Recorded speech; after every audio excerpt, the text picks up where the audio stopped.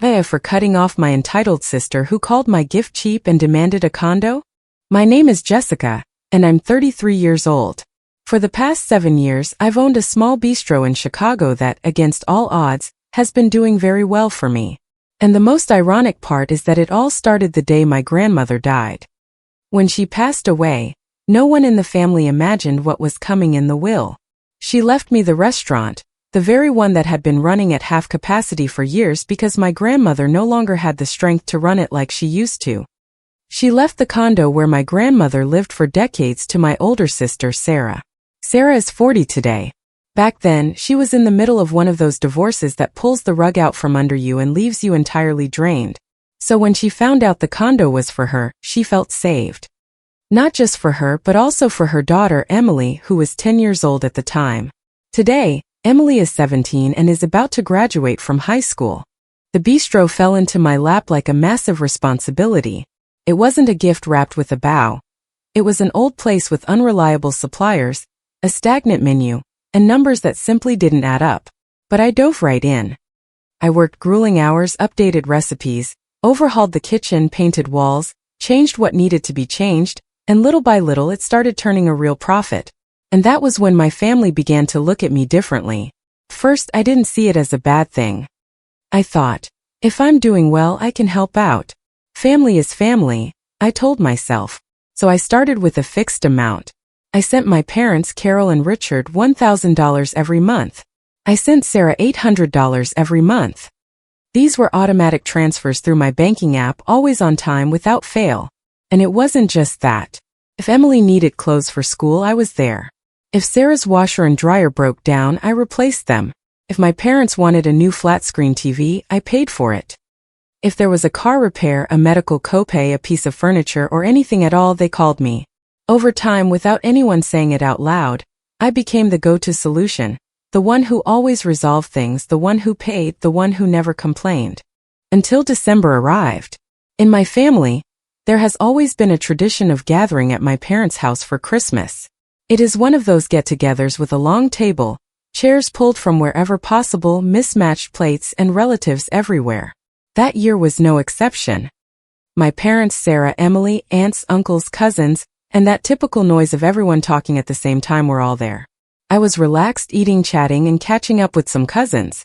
Then Sarah grabbed my arm and pulled me toward the kitchen. "Jessica, I need to talk to you about something important," she said. She looked serious, as if she had one of those announcements that alter your entire day. "What happened?" I asked her. Sarah lowered her voice. "Emily turns 18 in 3 months at the end of March." I nodded. "Yes, I know. It's a big milestone." She continued. "She's an adult now, and soon she is going off to college. I want her birthday to be special. Truly special." I didn't take it as a warning. I took it as a normal conversation. "Yeah, I've been thinking about that too. I want to get her something nice." Sarah smiled, but it was a weird smile. It looked like triumph, not affection. "I'm glad you say that," she said, "because I want it to be unforgettable." At that moment, my cell phone started vibrating with messages from bistro customers wishing me a Merry Christmas, friends, and suppliers. I got distracted replying to a few, and when I looked up, Sarah was already talking to someone else like nothing had happened. I didn't think twice about it. Christmas passed, I went back to my routine, and January and February flew by in the blink of an eye. The bistro was packed almost every night. I made enough to live on, pay for everything, and still help out because the profit was consistent and I managed my money well. I was beginning to feel that I could finally think about expanding. Maybe open a second location. It wasn't a crazy dream. It actually looked possible. And one day, about a month before Emily's birthday, I received an email from Sarah with no greeting, no explanation, just links. I clicked and stared at the screen with my mouth hanging open. They were listings for condos for sale, some in regular neighborhoods and others in very expensive areas of the city. Prices ranged between $200,000 and $500,000. I thought it was a glitch, or that she had sent them to me by mistake. I called her as soon as I could. "Sarah, why did you send me links to condos?" I asked. She answered as if I had asked her for the time. "Oh, those. Yes, those. Well, I thought you could pick one out to give to Emily as a gift." She said it so casually. I stayed silent for a few seconds. Literally, I couldn't find my voice. Are you telling me you want me to buy a condo for Emily for her 18th birthday? I finally blurted out. Yes, it's the perfect time, she replied. She's going to start college. She needs a place to live, and you only turn 18 once. Sarah, that's insane, I said, being careful not to yell. I'm not going to buy a condo for an 18-year-old girl. Her tone changed. Cold hard. Jessica, don't minimize this. It's an important birthday. It is important, yes, but it isn't normal to ask for that. When I turned 18, no one gave me anything. She fired back, already annoyed. I asked for a used car and they told me they couldn't afford it. I was never bought a car or a condo or anything. That has nothing to do with it, I answered. Besides, it isn't my responsibility to compensate you for your life. Sarah's voice tightened. You feel so superior now just because you are doing well. Those were different times, she said, cutting me off with a visible anger catching in her throat, and she hung up on me. I stared at my cell phone as if it had been turned off from the other side. I thought, well, Sarah has always been dramatic, she will get over it. But Emily's birthday was getting closer, and I had to decide what to get her. I wanted something useful for college, something that would genuinely help her out. I thought about it over and over, and in the end I decided on a high-end laptop, the kind that lasts for years without failing. Cost me close to $3,000. It was a significant expense, sure, but I felt good about it. It was a substantial, thoughtful gift. The birthday was celebrated at my parents' house, as always. I arrived and everything was already set up. It was Saturday afternoon, and traffic was heavy coming out of the city, but I managed to get there on time. There were people in the living room, low music playing, sodas, coffee, and a long table covered with food. Emily was happy, running back and forth, hugging everyone. She was wearing a pretty dress that, if I was being entirely honest, I had probably bought her myself a while back. I put my gift on the table where the others were and went to say hello. The time came to open presents. We gathered in the living room all around Emily. My parents went first. They gave her a new iPhone. Emily let out a scream of excitement, the kind that is contagious. Everyone laughed. Then Sarah gave her a gift card to a huge makeup store. So you can buy whatever you want, she said. I heard her mention something like $250, and she said it with pride, looking around the room. Then it was my turn. I placed the wrapped box in Emily's hands. Happy birthday, sweetheart. I hope this helps you a lot for college. Emily tore the paper eagerly, opened the box, and when she saw the laptop, her face changed. It wasn't a subtle disappointment. It was as if I had handed her something deeply offensive. Her smile vanished, her eyes hardened, and I stood there frozen because I didn't understand. I looked at my parents. They looked serious, annoyed. I looked at Sarah. Her face was red with anger. And then Sarah spoke loudly, loud enough for everyone to hear. Seriously, Jessica, she said. A laptop? That is it. I felt the heat rise to my face. It's a very good laptop, I said, trying to stay calm. It cost me almost $3,000. Sarah let out a short, ugly laugh. That's cheap and you know it. You are looking really stingy with your own niece. At that moment I realized something that made me furious. For them it wasn't the price. It was that I didn't obey the condo idea. The living room went silent. It was that heavy, uncomfortable silence where even the person chewing stops. I stood there with stiff hands, feeling judged for not fulfilling someone else's whim. What are you talking about? I managed to say. It's not cheap. It's the best I could find. Sarah raised her voice even more. We had already agreed that you were going to get her a condo. That was what we talked about at Christmas. I looked at her as if she were inventing an entirely different life for me. We didn't agree on anything, I replied. You said you wanted it to be special. I never agreed to buy a condo. Sarah pointed her finger at me. Don't give me that. I know the bistro is doing really well for you. I know you want to open another location. You have money. All eyes were on me. I felt like I had been put under a spotlight. Sarah, even if I'm doing well, I don't have hundreds of thousands saved up to buy a condo like that, I said. And even if I did, it isn't a normal gift. You are so ungrateful. she yelled, completely beside herself. After everything this family has done for you, you are selfish. And then Emily broke down. Her lip quivered, her eyes filled with tears, and she started crying. She grabbed the laptop box and dropped it on the floor with a heavy thud. You are really selfish, Aunt Jessica, she told me, crying. Really cheap. You want everything for yourself. And she ran toward the stairs, went up, and locked herself in her room. My mom stood up immediately and went up after her. A minute later, she came down with the most tense look on her face. Jessica, look what you did, my mom said, shaking her head as if disappointed. You ruined Emily's birthday. My dad nodded. You got her hopes up and then left her hanging like this. This is your fault. I looked around. Some cousins avoided my gaze. An aunt stared into her glass as if the answer were hiding in there. Others whispered quietly, and suddenly, in the middle of that silence and those judgmental looks, something inside me broke.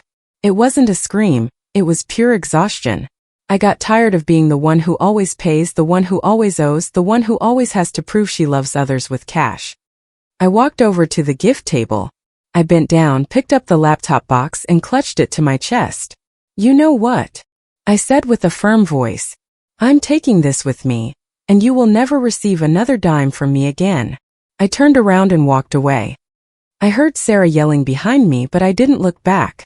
I walked out, got into my car, and drove to my apartment with my hands shaking from anger. On the way, with the traffic still heavy, I felt like I could barely breathe. When I arrived, my cell phone was blowing up with calls and messages. My mom, my dad, Sarah. I didn't read anything. I deleted everything and put the phone on silent. And that same night, I did something I should have done years ago. I sat down calmly and did the math. I gave my parents $1,000 a month for 7 years. To Sarah, $800 a month for 7 years. That is $1,800 monthly. In 1 year, $21,600. In 7 years, over $150,000 just in fixed support. And then came the extras, the washer and dryer, the clothes, the TV, repairs, medical bills, household items. Sometimes they weren't even emergencies, it was just a habit. With all of that, nearly $200,000 slipped away from me in 7 years. With that, I could have opened a second location much sooner. I could have bought something for myself, I could have invested, I could have breathed. Instead, I supported people who called me stingy in front of a whole crowd. I opened my banking app and canceled the automatic transfers. My parents and Sarah's. 2 clicks and it was over. I took screenshots of the confirmations and sent them to the family group text. There will be no more monthly transfers. Don't look for me. Then I turned off my cell phone and went to sleep. The next day when I turned on my phone, I had dozens of missed calls and messages. My mom wrote me over and over saying I was cruel, asking how I could leave them, that they had bills, that you don't abandon family. My dad wrote less, but his words were harsher. He told me I was selfish and that I was betraying the people who raised me. Sarah was the worst. She called me ungrateful. She told me I was destroying the family, that I had always been cold, that it was no wonder nobody could stand me. I wrote a single reply in the group. I don't want to talk to you. Don't bother me. And I blocked all of them. 2 days later, right in the middle of the lunch rush at the bistro, I saw them through the front window. My mom, my dad, and Sarah came marching straight in with determined faces. They walked in without saying hello and started making a scene. There she is, Sarah yelled, pointing at me. The worst sister in the world. My dad stepped toward me. Jessica, you need to fix this right now. My customers just stared. My server stood there totally confused. I felt that old impulse to explain, to calm things down, to yield. But no. At that location we had security because of the crowd flow, especially during peak hours. I signaled to Tony, the guard who was near the entrance. Tony, please escort them out and don't let them back in. My mom's mouth dropped open in outrage. Jessica, you can't do this. We are your family. Sarah yelled again. You are humiliating us. I looked at her without moving a muscle. You are humiliating yourselves. Tony escorted them out firmly. No shoving, no drama, just with authority. And when they stepped outside, I asked him to ban them from the premises. After that came the calls from other relatives. Aunts, uncles, cousins, all with the exact same speech. Just forgive them, they are your family. You are crossing the line. What is the point of this? I hung up. I hung up over and over, and with every call I ended, I felt something strange. A sense of lightness, as if a heavy weight had been lifted off my shoulders. Weeks passed, then months, and I heard nothing from them. For the first time in 7 years, I didn't have automatic transfers leaving my account. I didn't have calls begging for help. I didn't have fresh guilt. With those $1,800 a month that I was no longer giving away, I opened a separate business account. And in a few months, the savings started growing in a way that made me mad at myself. It was money that had always been mine. I started genuinely planning my second location. Paperwork, permits, renovations, the health department inspection. Everything moved slowly as it happens, but it moved. Life was good, truly good. One day in late June, while taking a short break at the bistro, I opened social media and saw a post from a cousin. It was Emily's high school graduation. There were pictures from the ceremony. Smiles, family gathered together, but something struck me. They all looked exhausted. Emily was smiling, yes, but not with true joy. My parents had that forced smile that didn't reach their eyes. Sarah looked tense, as if they were carrying a heavy burden inside. I didn't feel guilt. I felt something weird, like a sudden twinge. A week later, early on a Sunday morning, my doorbell rang. I peeked through the peephole and there were my parents and Sarah. I opened the door but didn't let them step inside. "What do you want?" I asked. "I already made it clear I don't want to talk to you." My dad threw his hands up as if he had come to negotiate. "You can be angry, but don't take it out on Emily." Sarah nodded quickly. "You promised years ago that you would help with her college. She's starting in August. She's counting on it." I let out a dry, joyless laugh. "Are you really coming here to tell me that?" "Emily apologized to you," Sarah said without meeting my eyes. "On her birthday she called me selfish and cheap," I replied. "And you guys backed her up. So no, I'm not paying for anything." My dad stiffened. "But you have money." "Yes," I answered. "And for the first time, I'm using it for my business and for myself, not to support people who humiliate me." My mom started crying, her voice shaking. "Jessica, please, we are your family." I took a deep breath. Family doesn't treat someone who has given nearly $200,000 over 7 years like this. Family doesn't demand a condo and then act outraged about it. All three of them froze, as if that number had physically hit them. "Leave," I said. "I already told you I want no contact." I shut the door and listened to them argue outside for a while until they finally left. I didn't hear anything else that summer. I figured Emily would have to figure it out. A state university scholarships, working, whatever it took. It was no longer my problem. Then one day in September, amidst the hustle of the bistro, I saw Emily walk in. She came alone. She looked different, slimmer, more serious, as if she had grown up on the inside in just a few short months. She wore simple clothes, very different from what I used to buy her. She walked up to the hostess and asked if she could speak with me. I stepped out of the kitchen and took her to a corner table away from the noise. "Hello, Aunt Jessica," she said softly. "Hello, Emily." She stared at her hands for a second and then looked up. "I came to ask for your forgiveness for what I said to you on my birthday. It was very wrong. I called you selfish and cheap, and it wasn't fair." I observed her unhurriedly. I didn't see an act. I saw genuine shame. "Thank you for saying that," I replied. Emily swallowed hard. The laptop was a huge gift. I acted like a spoiled child, and over time I realized how absurd the condo thing was. Who even asks for that? A small smile escaped me. "Exactly." Emily breathed easier, as if a massive weight had been lifted off her chest. "I also wanted to tell you something," she said. "I got into a state university and I got a merit-based grant. It isn't a full ride, but it helps with books and supplies. And I also got a job at a bookstore near campus." "That is huge, Emily," I told her. "Congratulations." She smiled. This time genuinely. "Thank you. It isn't the life I imagined before, but I feel good. I feel capable, and honestly, I had to learn quickly that I can't expect others to pay for my life." We sat and talked for a while. She told me about her classes, how she managed her time, and that she was sharing a dorm room with another girl to make rent cheaper. She took the L train almost every day and walked quite a bit, like so many people in this city. Finally, I looked at her calmly. I accept your apology, and I'm proud of you. Her eyes got watery, but she didn't cry. Thank you, Aunt Jessica. That means a lot to me. I thought about it for a second. I didn't want to open the door to the exact same dynamic, but I also saw that she was doing things differently. I'm going to help you out with something, I told her. I'm going to send you $500 a month for your expenses, 4 books, transportation, food. But on one condition. Emily's eyes widened in surprise. What is it? That this stays strictly between you and me. I don't want your mom or my parents to find out. I don't want to go back to the way things were. Emily nodded rapidly. I promise.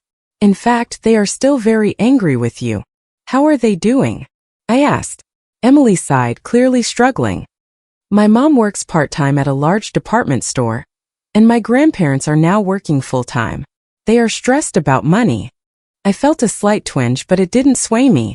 Emily left that day, and I was left with a strange but good feeling, as if at least one person had finally understood. Meanwhile, the bistro kept growing. With the money that for years went into handouts, I made serious progress on the second location. I found a perfect spot. I moved forward with paperwork, permits, and renovations. There were days of heavy construction and days of endless paperwork. I stayed focused. Months passed. I kept sending Emily the $500 every month, right on time, and she would text me from time to time. She told me about her grades, that she was doing well, that she had made friends, that she was learning to manage her budget. I liked having, at least with her, a completely normal relationship. In late November, Emily stopped by the bistro again. This time she looked genuinely excited. We sat at the same corner table. Do you know what the best part is? She asked me. That I feel like I earned all of this. The grant, the job, the grades, it's mine because I worked for it. I nodded. That's exactly how it should be. Emily smiled. I used to think it was better to just have things handed to you, but no, this feels way better. We chatted for a good while, and when she left, I couldn't help but think that even though the situation had been painful, the change in her was totally real. That Christmas went by without calls from my parents and without messages from Sarah. And honestly, it was peaceful. I hosted a special dinner at the bistro for people who were going to spend the night with no family plans. It was beautiful. No drama, no demands, just great food and gratitude. In January, my second bistro opened. The grand opening was a massive success. Fully booked, stellar reviews, people recommending it left and right. I hired a very capable manager so that the day-to-day operations didn't depend entirely on me. I started splitting my time between the 2 locations, and in less than a month, the new place already had reservations booked weeks in advance. I was in the absolute prime of my life. One day in February, while I was training new staff at the second location, Emily called me. Aunt Jessica, she said with a nervous voice, I have to tell you something. My mom and my grandparents know about the money you send me. The air left my lungs. How did they find out? I asked. I went home for the weekend, she said. My mom saw a bank notification on my phone. She asked me and I didn't know how to lie. What did you tell them? The truth, she answered. That you were helping me because I apologized to you, and because I'm studying and working. And what happened? I asked. They are mad at you again, Emily said. They say it isn't fair that you help me and not them. I clenched my jaw.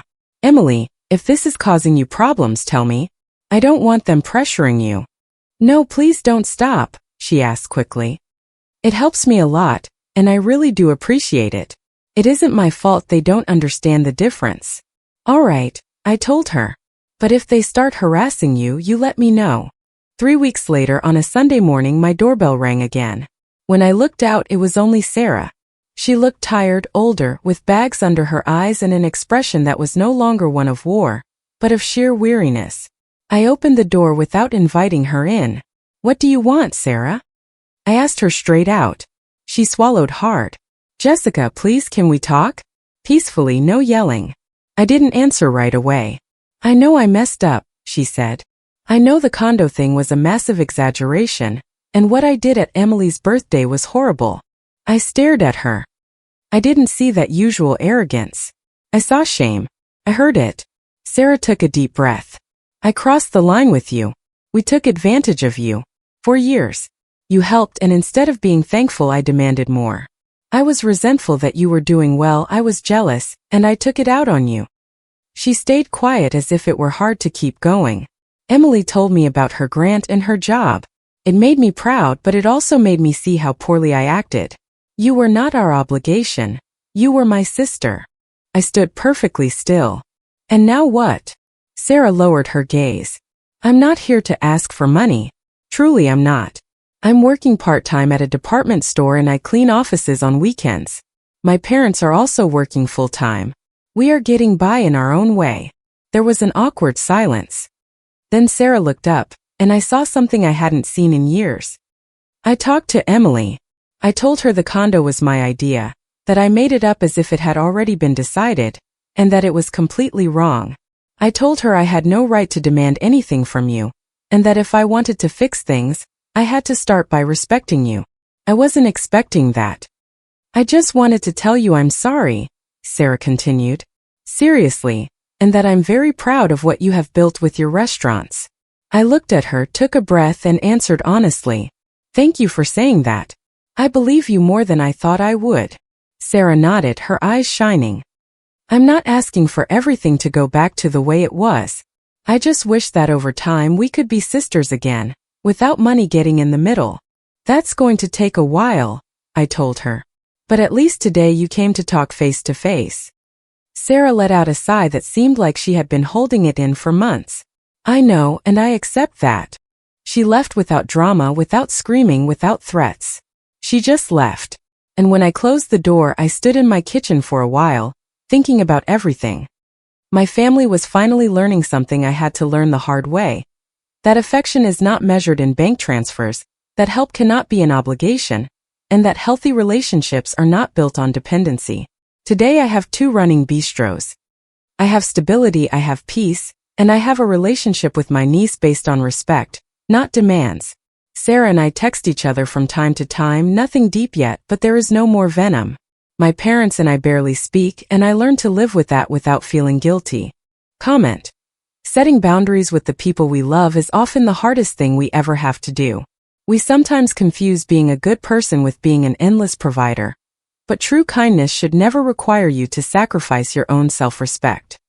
A healthy relationship is built on mutual appreciation, not an expectation of constant support. When you stop carrying the weight for everyone else, you actually give them the opportunity to discover their own strength and independence. Walking away from an unhealthy dynamic does not make you selfish. It simply means you are finally choosing your own peace over keeping up an illusion of harmony. I hope today's video reminds you that it is perfectly okay to protect your energy and step back when a situation no longer feels right.